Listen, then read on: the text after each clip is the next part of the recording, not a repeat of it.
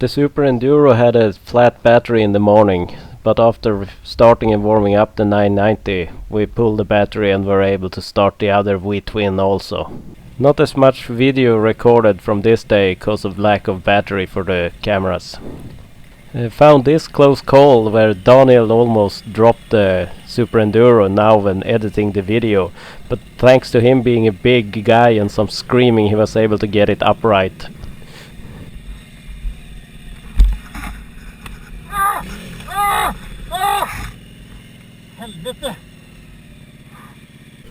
Have to confess that I also had a small tip over standing still, but I was the last guy and no camera was running and no photos were taken, so did it actually happen?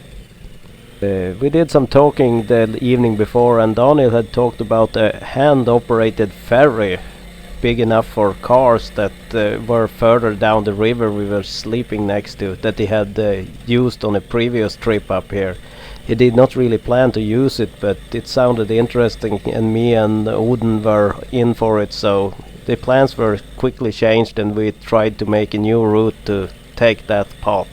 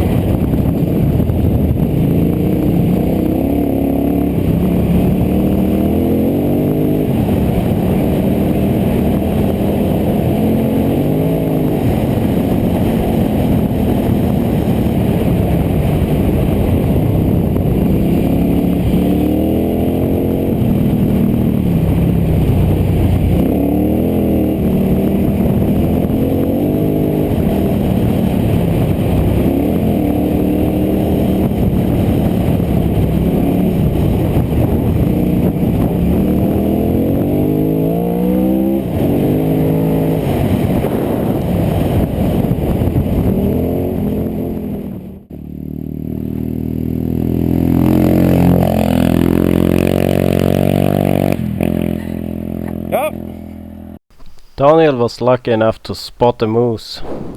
For some strange reason, no sound on that clip. I will try to explain how the ferry works. You need a coin to unlock the boat to go and get the ferry itself. Once across, you can unhook the ferry, connect the boat to the ferry, and you can bring that over by hand. It's guided by a wire and you have these wooden poles that will help you grip the wire.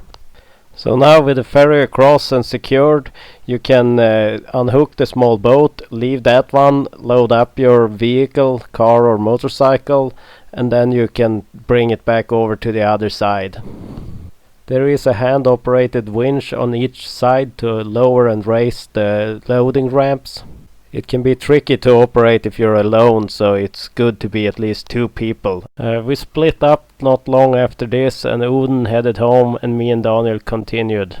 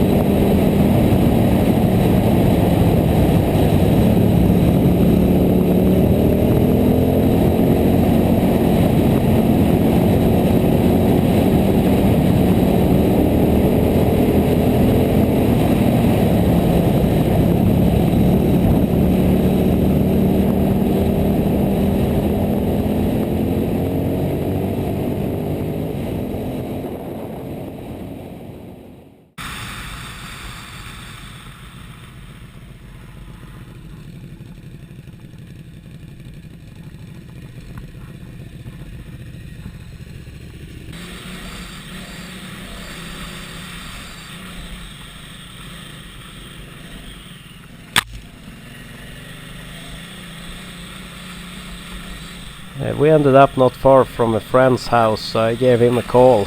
He wasn't home, but we could still borrow his house and get a good night's sleep.